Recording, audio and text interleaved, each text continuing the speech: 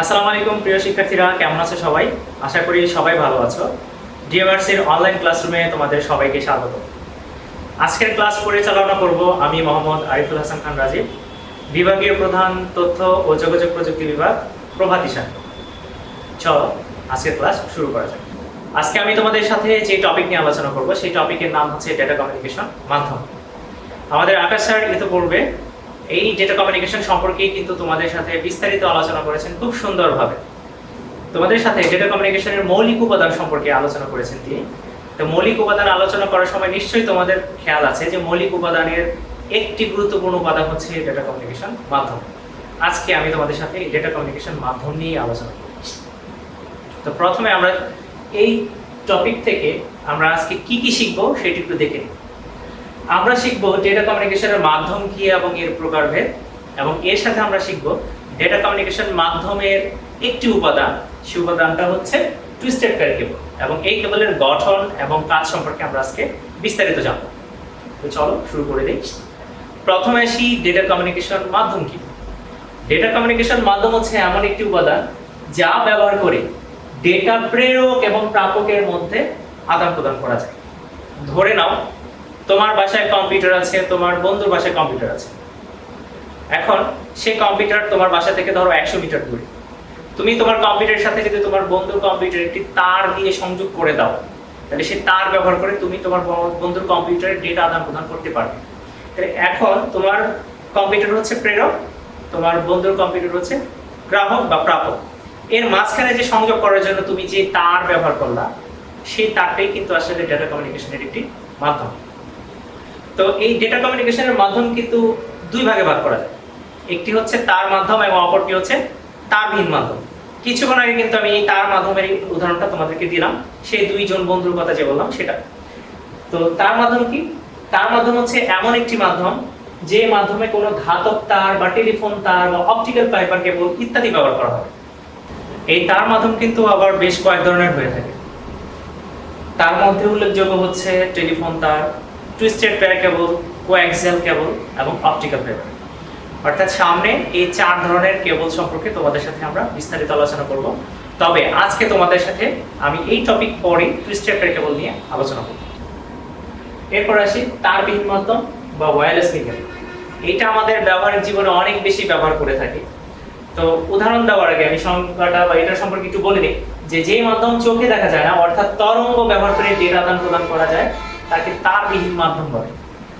যেমন বিভিন্ন ধরনের তরঙ্গ, microwave, Bluetooth, infrared, wifi, WiMAX, এগুলো হচ্ছে তারবিহীন মাধ্যম। অর্থাৎ আমরা যখন বাসায় ওয়াইফাইয়ের সাথে আমার মোবাইলের সাথে কানেক্ট করি এবং ওয়াইফাই ব্যবহার করে যখন আমি ইন্টারনেট আমরা বাসায় ব্যবহার করি, তখন ওই ওয়াইফাই থেকে কিন্তু বা ওয়াইফাইয়ের সেই রাউটার থেকে কিন্তু আমার মোবাইলের মধ্যে কোনো তার ব্যবহার করা হয় না।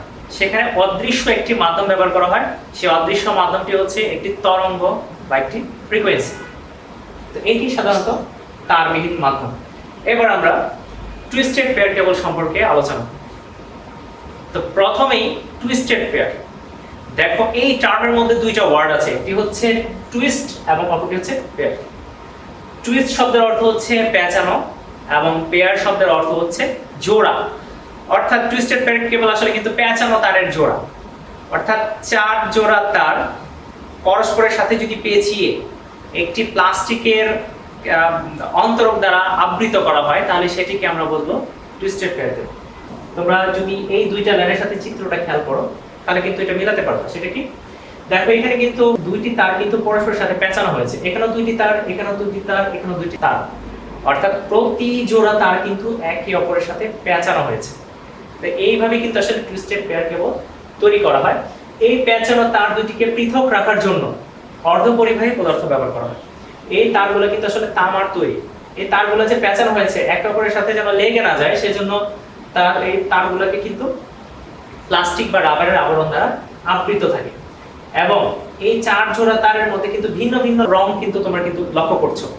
যদিও তোমাদের এই প্রজেক্টরে বা ক্যামেরায় কালারগুলো বোঝা যাচ্ছে কিনা আমি জানি না ঠিক মতো, কিন্তু একটু খেয়াল করে দেখো, এখানে নীল, এখানে লাল, এখানে সবুজ, এখানে খয়েরি। অর্থাৎ 4 ধরনের 4 রঙের তার কিন্তু আছে, এবং প্রত্যেক রঙের সাথে একটি কিন্তু বা প্রত্যেক জোড়ার সাথে একটি কমন রঙের তার থাকে। সেই কমন রঙের তার হচ্ছে সাদা তার। হয়তো বোঝা যাচ্ছে না, কিন্তু এই যে দেখো খয়েরি তারের সাথে একটি সাদা তার এখানে পেঁচানো আছে, সবুজের সাথে একটি সাদা তার, লালের সাথে একটি সাদা তার এবং নীলের সাথে একটি সাদা তার কিন্তু পেঁচানো আছে।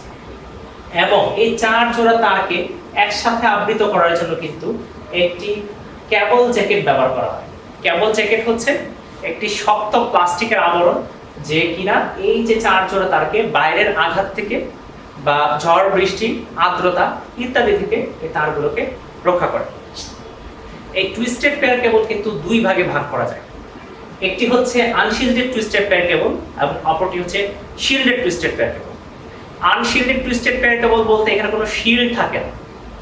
শিল্ড আসলে কি, তোমরা শিল্ডেড এবং আনশিল্ডেড দুইটি কেবলই লক্ষ্য করে দেখো। আনশিল্ডেড টুইস্টেড পেয়ার কেবলের এখানে দেখো একটি প্লাস্টিকের আবরণ আছে বা প্লাস্টিকের কভার আছে, এখানেও শিল্ডেড টুইস্টেড পেয়ার কেবলের একটি নীল রঙের প্লাস্টিকের কভার আছে।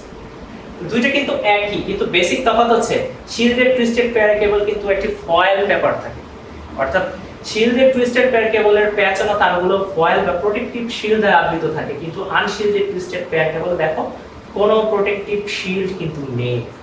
এই জন্য এর নাম হচ্ছে আনশিল্ডেড টুইস্টেড পেয়ার কেবল এবং এর নাম হচ্ছে শিল্ডেড টুইস্টেড পেয়ার কেবল। এখন আমরা টুইস্টেড পেয়ার কেবলের সুবিধা এবং অসুবিধা সম্পর্কে জেনে নিই। তো সুবিধা লক্ষ্য করো যে টুইস্টেড পেয়ার কেবল সাধারণত কম দূরত্বে ডেটা প্রেরণের জন্য ব্যবহার করা হয়, অর্থাৎ সর্বোচ্চ 100 মিটার দূরে কোনো ডিভাইসের মধ্যে যদি আমি ডেটা আদান প্রদান করতে চাই তাহলে সেই ক্ষেত্রে আমরা এই কেবল ব্যবহার করতে পারবো। এই কেবল খুব সহজেই স্থাপন করা যায় কারণ এটি খুব হালকা, আর এই কারণে কিন্তু এই কেবল তুলনামূলকভাবে সস্তা। লোকাল এরিয়া নেটওয়ার্ক বা টেলিফোন সিস্টেমে এই কেবল সবথেকে বেশি ব্যবহার করা হয়। লোকাল এরিয়া নেটওয়ার্ক মানে হচ্ছে ল্যান, অর্থাৎ আমার বাসা বাড়ি, আমার প্রতিবেশী বা আমার চারপাশের সারাউন্ডিং যে এলাকাগুলো আছে সেই এলাকাগুলোর প্রত্যেকটা কম্পিউটারের সাথে যদি আমি নেটওয়ার্ক করি, একটা নেটওয়ার্কিং ব্যবস্থা তৈরি করি, তাহলে সেটাকেই বলা হবে লোকাল এরিয়া নেটওয়ার্ক। তো সেই লোকাল এরিয়া নেটওয়ার্ক সম্পর্কে আমরা পরবর্তীতে বিস্তারিত জানবো এই চ্যাপ্টারের শেষের দিকে। তো এই লোকাল এরিয়া নেটওয়ার্ক বাস্তবায়ন এবং টেলিফোন সিস্টেম বাস্তবায়নের জন্য কিন্তু এই টুইস্টেড পেয়ার কেবল সবথেকে বেশি ব্যবহার করা হয়। এবার টুইস্টেড পেয়ার কেবলের কিছু অসুবিধা সম্পর্কে জানি, যে টুইস্টেড পেয়ার কেবল কিন্তু নয়েজ সিগন্যাল দ্বারা প্রভাবিত হয়। নয়েজ আসলে কি, দেখো আমি এখানে যে তোমাদের সাথে কথা বলছি, যে তথ্যগুলো তোমাদেরকে দিচ্ছি বা যে পড়ার টপিকগুলো নিয়ে আলোচনা করছি, এই টপিকগুলো কিন্তু তোমাদের জন্য ডেটা বা মূল তথ্য। এই কথা ছাড়া যদি আশেপাশের ফ্যানের শব্দ বা এসির শব্দ বা বাইরের গাড়ির শব্দ যদি আমার কথার সাথে একবার আমার কথা শব্দের সাথে যদি মিক্স হয়ে তোমাদের কাছে যায়, তাহলে কিন্তু আমি কি বলছি সেটা কিন্তু তোমাদের সাথে কষ্ট হবে। অর্থাৎ যেই শব্দগুলো আমি যা বলতে চাচ্ছি সেই শব্দকে তোমাদের কাছে পৌঁছতে বা তোমাদেরকে শুনতে ব্যাঘাত ঘটাচ্ছে, সেই শব্দগুলো কিন্তু আসলে নয়েজ। ঠিক একইভাবে আমরা যখন একটা ডিভাইস থেকে অপর ডিভাইসে ডেটা আদান প্রদান করব, সেখানে ডেটা ছাড়া যদি অন্য কোনো অপ্রয়োজনীয় ডেটা যদি মিক্স হয়ে যায় প্রয়োজনীয় ডেটার সাথে, তাহলে সেই অপ্রয়োজনীয় ডেটাকে বলবো নয়েজ বা নয়েজ সিগন্যাল। তো এইখানে কিন্তু এই নয়েজ সিগন্যাল দ্বারা সেটিকে বোঝানো হচ্ছে। অর্থাৎ টুইস্টেড পেয়ার কেবলে যদি বাইরে থেকে কোনো নয়েজ সিগন্যাল আসে, তাহলে টুইস্টেড পেয়ারের ভিতরে সেটা প্রবেশ করে মূল সিগন্যাল বা ডেটাকে ব্যাঘাত ঘটাতে পারে। ট্রান্সমিশন লস অপেক্ষাকৃত বেশি হয়। অপেক্ষাকৃত বেশি বলতে অন্যান্য যে কেবল আছে বা আমরা সামনে আলোচনা করব, সেই অন্যান্য কেবল থেকে এই কেবলের ডেটা ট্রান্সমিশন লস বেশি হতে পারে। ডেটা ট্রান্সমিশন লসটা আসলে কি, আমি যে ডেটাগুলো আমার কাছ থেকে তোমার কাছে ধরো দিচ্ছি, সেখান থেকে যদি কিছু ডেটা মিস হয়ে যায় তাহলে সেটি হচ্ছে ডেটা লস। অর্থাৎ আমি যা প্রেরণ করলাম, গ্রাহক যদি সে পরিপূর্ণ ডেটা না পেয়ে যদি কিছু ডেটা কম পায়, তাহলে সেই কম পাওয়ার ডেটার মধ্যেই যে ডেটাগুলো হারিয়ে গেছে সেটি হচ্ছে data loss. Data error rate বেশি থাকে, অর্থাৎ ডেটার মধ্যে ভুল, ডেটা আদান প্রদান করতে গেলে কিন্তু ডেটা ভুল হয়, ডেটা ইরর রেট বেশি হয়।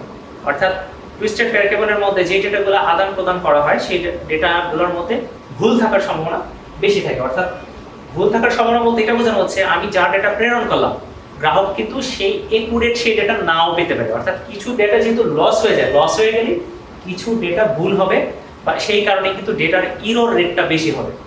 আর গঠন পাতলা হওয়ার কারণে যে কোনো সময় ভেঙে যেতে পারে। যেহেতু এটা তামার তৈরি খুব চিকন এবং পাতলা একটি কেবল, তাই এই কেবল যদি আমি অনেক বেশি নড়াচড়া করি তাহলে কেবল ভেঙে যেতে পারে। যেমন কোনো কিছুর তার যদি, ধাতব তার যদি তুমি ডানে বামে অনেক বেশি নড়াচড়া করো, সেই তার কিন্তু ভেঙে যেতে পারে। ঠিক এই কেবল কিন্তু ঠিক একই ধরনের। আচ্ছা, তো এখন টুইস্টেড পেয়ার কেবল কিন্তু তোমরা সবাই দেখেছো। বিশেষ করে যাদের বাসায় ওয়াইফাই কানেকশন বা ইন্টারনেট কানেকশন আছে। ওয়াইফাই রাউটারের পিছনে দেখবে যে এক ধরনের কেবল কিন্তু ওয়াইফাই রাউটারের ভিতরে এসে কানেক্টেড হয়েছে, অর্থাৎ যারা ইন্টারনেট কানেকশন তোমার বাসায় দিয়ে গেছে তারা কিন্তু একটা কেবল দিয়ে তোমার বাসায় ওয়াইফাই রাউটারের সাথে কানেকশন দিয়ে গেছে।